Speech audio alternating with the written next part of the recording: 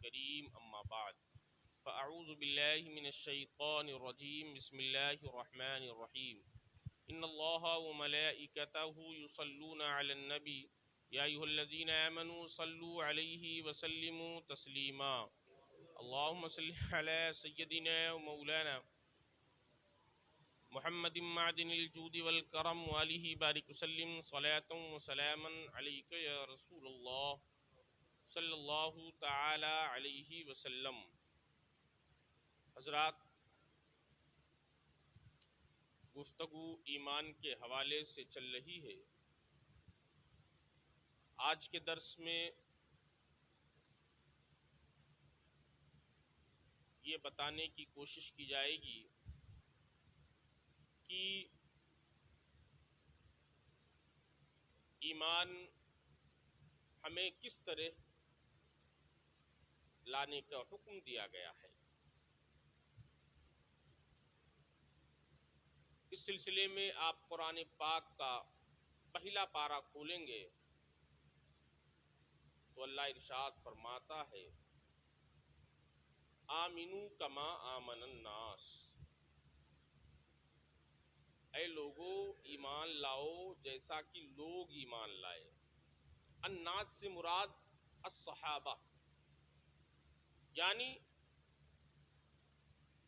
اے لوگو ایمان لاؤ جیسا کہ صحابہ کرام ایمان لائے، یعنی صحابہ کرام کے ایمان کی طرح ہمیں ایمان لانے کا حکم دیا گیا ہے۔ صحابہ کا ایمان جس طرح مستحکم اور مضبوط تھا، زمانہ ایک طرف ہو جائے لیکن صحابہ نبی پاک صلی اللہ علیہ وسلم کے نام پر بک چکے تھے، لاکھ تکلیفیں برداشت کیے، لاکھ مصیبتیں جھیلے، لیکن ان کے ایمان میں ذرہ برابر فرق نہیں آیا۔ آمنو کما آمن الناس، ایمان لاؤ جیسا کہ صحابہ ایمان لائے۔ اسی لیے میرے آقا نے صحابہ کرام کو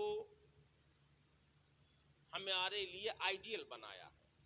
ارشاد فرمایا اصحابی کالنجوم فبأیہم اقتدیتم اہتدیتم، اے لوگو میرے صحابہ ستاروں کے مانند ہے، تو تم ان میں سے جس کی بھی اتباع کرو گے ہدایت پا جاؤ گے۔ قرآن پاک کی اس آیت کو رکھیے کہ صحابہ کرام کے ایمان کی طرح ایمان کا حکم دیا جا رہا ہے، اور صحابہ کرام کی پیروی کرنے کا ہمیں اس حدیث میں حکم دیا جا رہا ہے۔ اور صرف حکم ہی نہیں دیا جا رہا ہے بلکہ یہ بھی فرمایا جا رہا ہے کہ اگر صحابہ کی اتباع کرو گے، ان کے ایمان کی طرح ایمان لاؤ گے تو اہتدیتم، تو تم فلاح پا جاؤ گے، تم ہدایت پا جاؤ گے، تم روشنی پا جاؤ گے۔ اور آپ دیکھو اب صحابہ کرام کا ایمان تھا کیسے۔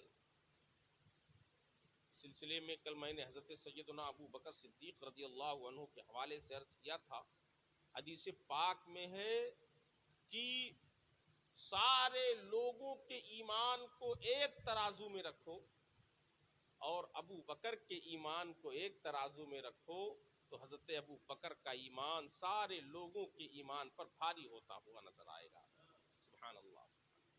وہ کیسے لوگ ہیں جو حضرت ابو بکر پر پھونکتے ہیں، وہ کیسے لوگ ہیں جو حضرت ابو بکر کو خلیفہ اول نہیں مانتے۔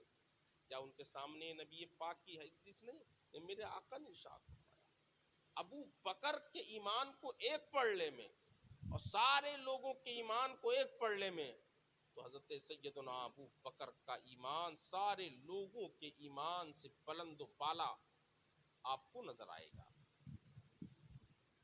صحابہ کی طرح ایمان لاؤ۔ اب صحابہ کا ایمان کیا تھا آپ کو معلوم ہے؟ صحابہ کرام کا ایمان یہ تھا کہ بعض صحابہ جب ایمان لائے تو ان کے گھر والوں نے کھانا پانی تک بند کر دیا۔ حضرت سیدنا عثمان غنی رضی اللہ عنہ کی تاریخ آپ پڑھیے، جب آپ ایمان لائے تو آپ کا چچا آپ کو ایک پتے میں لپیٹ دیا، اور لپیٹنے کے بعد اوپر سے آپ پر کوڑوں کی بارش ہونے لگی، اور اس کے بعد عرب کے اس سنگلاخ وادی میں آپ کو دھوپ کے سائے میں لے جا کر پھینک دیا۔ آپ اندازہ کرو، حضرت بلال کی تاریخ پڑھو، آپ حضرت صہیب رومی کی تاریخ پڑھو، حضرت سلمان فارسی کی تاریخ پڑھو، سب کچھ پورے خاندان کے لوگ مخالف ہو گئے، پورا قبیلہ مخالف ہو گیا، پورا خاندان مخالف ہو گیا، یہاں تک کہ والدین بھی مخالف ہو گئے، لیکن صحابہ نے یہی کہا، میں مصطفیٰ کے نام پر بک چکا ہوں، اب کوئی شے دنیا کی مجھے نہیں خرید سکتی۔ میرے ایک ہاتھ میں چاند لا کے رکھ دیا جائے، دوسرے ہاتھ میں سورج لا کے رکھ دیا جائے، اور یہ کہا جائے نبی پر میں ایمان نہ لاؤں، اور نبی پر جو ایمان لایا ہوں اس کو میں انکار کر دوں، تو یہ ہم سے نہیں ہو سکتا۔ لاؤ میرے ہاتھ میں دنیا کی دولت رکھ دو، میرے ہاتھ میں دنیا کی طاقت رکھ دو، اور میرے ایمان کا سودا کرنا چاہو تو میرے ایمان کا سودا نہیں کر سکتے ہو۔ یہ صحابہ کا ایمان ہے، یہ صحابہ کا ایمان ہے۔ ایک خاتون ہے، ابھی ان کا ایک 8 سال کا بچہ ہے، 8 سال کا۔ ایک جنگ کے موقع پر میرے آقا نے صحابہ کو بلایا، اور صحابہ کو بلانے کے بعد ارشاد فرمایا، یہ جنگ احد کا واقعہ ہے کہ میدان جنگ میں چلنا ہے۔ صحابہ کرام رضوان اللہ تعالی علیہم اجمعین پوری تیاری کے ساتھ آئے۔ اس کے بعد وہ بوڑھیا بھی اپنے اس چھوٹے سے بچے کو لے کر آئی، اور مصطفیٰ جان رحمت کی بارگاہ میں پیش کر دیا، یا رسول اللہ، میرے آنکھوں کا یہ نور ہے، میرے دل کا سرور ہے، میرے بڑھاپے کا یہ سہارا ہے، لیکن یا رسول اللہ میں یہ چاہتی ہوں آپ بھی اسے میدان جنگ میں لے کر جائیں۔ میرے آقا نے ارشاد فرمایا، اے بڑھیا، یہ بچہ ہے، بچوں کو میدان جنگ میں جانے کی اجازت نہیں ہے۔ میرے آقا ارشاد فرماتے ہیں، اے بڑھیا، ابھی یہ بچہ ہے، جب تیرا بچہ بڑا ہو جائے گا پھر اسے میدان جنگ میں ہم لے کر جائیں گے۔ وہ بڑھیا بضد ہو گئی، نہیں یا رسول اللہ، میری خواہش ہے میں اپنے بچے کو آپ کے نام پر قربان ہوتا ہوا دیکھوں، تاکہ کل میدان محشر میں میرا بھی نام شہیدوں کے ماں کے درجے میں لکھا جاتا ہوا نظر آئے۔ نبی پاک نے ارشاد فرمایا، اے بڑھیا، اگر تیری یہ خواہش ہے تو ٹھیک ہے، جا، ابھی تیرا بچہ 8 سال کا ہے، جب یہ بچہ بڑا ہو جائے گا تو پھر اس کو میدان جنگ میں ہم لے کر جائیں گے، ابھی اس بچے کو لے کر تو چلی جا، اللہ تعالیٰ تجھے ویسے ہی شہیدوں کے درجے میں تیرا نام لکھتا ہوا نظر آ رہا ہے۔ سبحان اللہ۔ آپ اندازہ کریں، میرے نبی نے اس بڑھیا کے عشق کو دیکھ کر اور اس بڑھیا کے خواہش کے احترام میں کیا کہا کہ تیری اگر خواہش یہ ہے کہ تیرا بچہ میدان جنگ میں جائے، میدان جنگ میں میرے نام پر لڑے اور شہادت کا درجہ پائے، تو جا، اللہ رب العزت تیرے بچے کے نام پر بھی شہادت کا درجہ لکھ رہا ہے، اور تجھ کو شہیدوں کے ماں کے درجے میں اٹھا رہا ہے۔ سبحان اللہ۔ آمینو کما آمن الناس، ایمان لاؤ جیسا صحابہ ایمان لائے۔ آج کہاں یہ ایمان ہے؟ کہاں ایمان ہے؟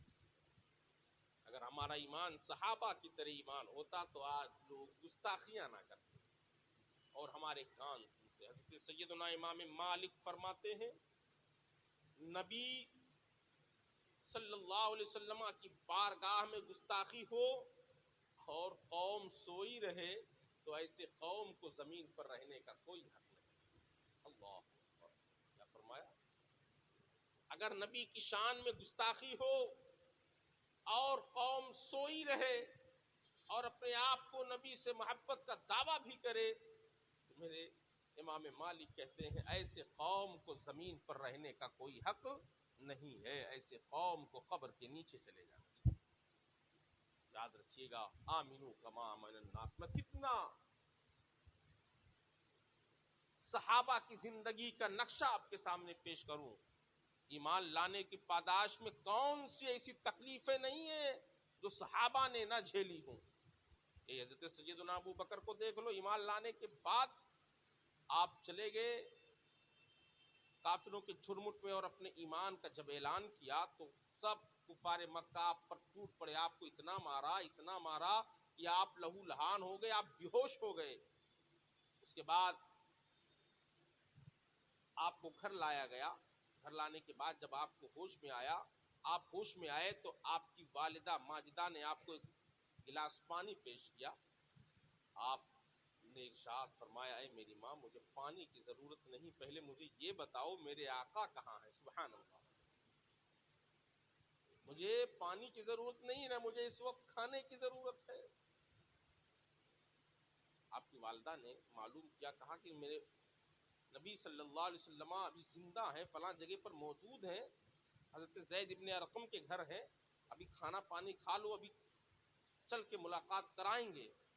حضرت ابو بکر نے کہا نہیں ہو سکتا ہے، پہلے میں مصطفیٰ کے رخ انور کی زیارت کر لوں گا، اس کے بعد ہی میرے حلق کے اندر کوئی قطرہ جا سکتا ہے. آمنو کما آمن الناس، ایمان لاؤ جیسے صحابہ ایمان لائے. یہ صحابہ کا ایمان تھا کہ بے ہوشی کے بعد جب ہوش میں آ رہے ہیں تو نبی پاک صلی اللہ علیہ وسلم کی زیارت کے لیے سب سے پہلے اپنے آپ کو پیش کرتے نظر آ رہے ہیں. آج کہاں ہمارا ایمان؟ اس لیے میرے بھائی، ایمان بہت آسان شے نہیں ہے. مومن ہونا یہ بہت آسان بھی ہے اور بہت مشکل بھی ہے.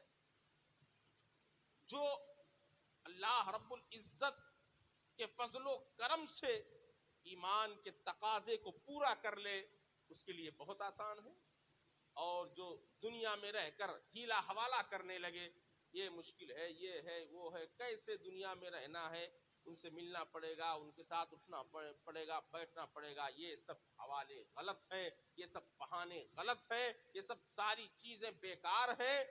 اگر آپ سچے دل سے نبی سے محبت کرنے والے ہیں تو اعلیٰ حضرت نے ہمیں یہی سبق پڑھایا، انہیں جانا، انہیں مانا، نہ رکھا غیر سے کام، للہ الحمد میں دنیا سے.